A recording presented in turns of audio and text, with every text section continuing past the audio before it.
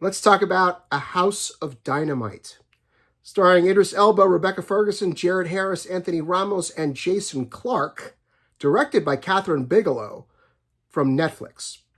As always, this review will be spoiler-free, but if you prefer to see the film in its entirety before hearing any commentary about it, please feel free to close this video out. I would ask that you bookmark it so you can come back to it easily later. Then come on back and watch this after you've seen the film. At its core, A House of Dynamite is a story about ordinary people trying to do their jobs in the middle of a crisis and how they respond in the face of the ultimate nightmare scenario if you're talking about geopolitics in our world today in the nuclear age. It is somewhat reminiscent of films that we used to get in the 80s at the end of the Cold War in terms of looking at the prospect of nuclear war. Let's start with what's good about A House of Dynamite, and that's the cast. The movie is just under 2 hours long.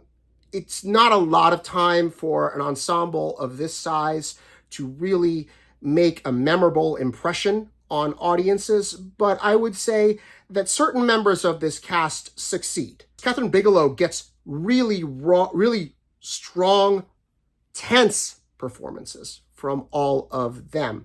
They do their best with what they're given, but again, it's not a lot because everybody has a role to play. And as we go through the movie, the structure of the film limits just how much time each of these characters has to make an impression. That brings me to what I feel is the biggest detraction on A House of Dynamite, and that is the structure. The film can be evenly broken out into 3 parts. And without giving away how those parts work, it starts to feel a little redundant after a while. And it's diminishing returns. You can only go to the well with this type of tension for so long.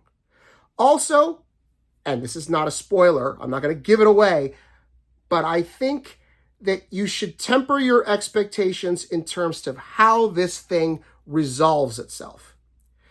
And while I think this film is really well done, I also think in a way it's very disappointing, or it's going to be disappointing to people who are expecting something more traditional in terms of cinema, okay, in terms of movies.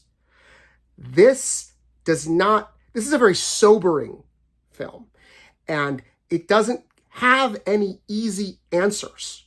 What I believe Kathryn Bigelow and screenwriter Noah Oppenheim were trying to do was create a sympathetic portrait of the people who would be in this kind of pressure cooker if this nightmare were to ever unfold.